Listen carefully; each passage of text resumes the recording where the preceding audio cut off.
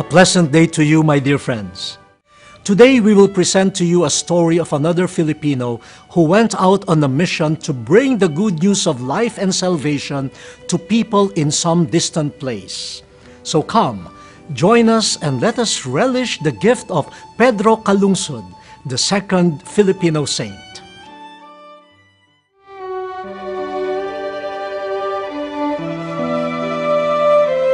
Not too long ago, we were elated by the news that a Filipino was to be elevated to sainthood. That was Saint Lorenzo Ruiz de Manila. This year, another Filipino will be included among the holy people who have lived for God's glory in a heroic way and who now pray for all of us. He is Blessed Pedro Calungsod.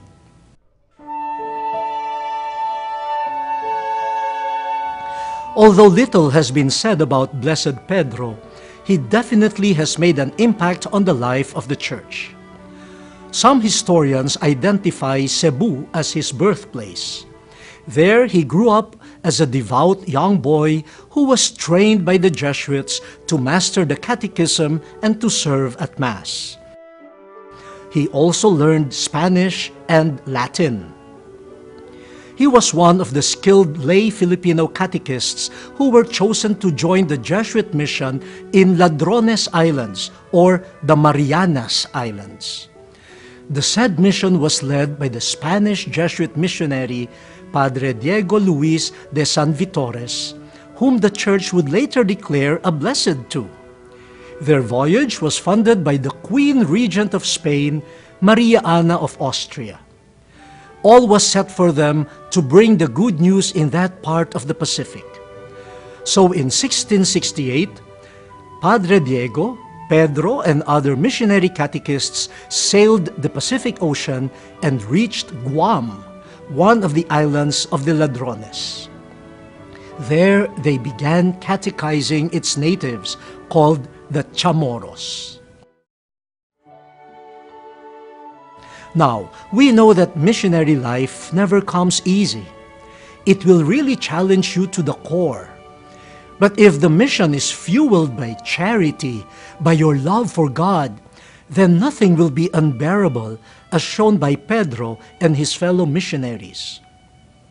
In spite of the irregular arrival of their provisions, the difficulty of traversing jungles and terrains, and the terror of strong typhoons that frequently hit the islands, they persevered and were able to convert a significant number of natives. But then tragedy struck. Some sickly Chamorro infants died eventually after they were baptized. A Chinese merchant named Choco spread a rumor that the water used in this infant's baptism was poisonous. The rumor alarmed the community. Many believed the story, and they held the missionaries responsible for the death of these little Chamorros. Choco was backed up by the upper class called Matuas, the medicine men called Macanhas, and the young men called Uritaos, and together they despised the missionaries. The missionaries soon reached the village of Tumon. There they found out that the wife of Matapang, the chieftain of the village, had given birth to a baby girl. They wanted to baptize the child, but Matapang strongly opposed. To give him time to cool down, they gathered the children and some of the adults by the shore. They sang chants about our faith and even invited the chieftain to join them, but to no avail. He shouted at them. He was truly angry. Matapang went away.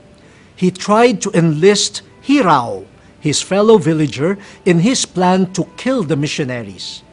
At first, Hirao refused, but Matapang called him a coward. So to prove that he was not, he consented. Meanwhile, while Matapang was out of sight, Padre Diego baptized the child with the consent of the mother, who was a Christian convert herself. When Matapang returned and learned of his daughter's baptism, he was overcome by rage. He hurled spears at the missionaries. Pedro was able to dodge the spears thrown at him, and he had all the chance to escape, being young and agile. But he refused to abandon his superior, the old Padre Diego. He stayed with him and did his best to protect him. Soon a spear hit his chest. He fell to the ground, and immediately Hirao finished him off with one blow on his head.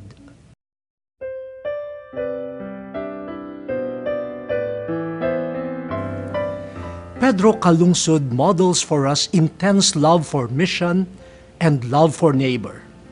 He willingly left his family to bring the good news to some distant place. He willingly gave up his life for his friend. He chose to embody the ideals of Christ. Thus, his mission bore much fruit. Even today, the Christian faith persists in the Marianas. The Mother Church beatified Pedro Calungsod on March 5th, the year 2000. And in a few months from now, he will be elevated to sainthood. Friends, this is an invitation to all of you. On October 21st, 2012, let us join the Church in celebrating the life, mission, and martyrdom of our kababayan, Saint Pedro Calungsod. Till our next meeting, may the good Lord bless us all.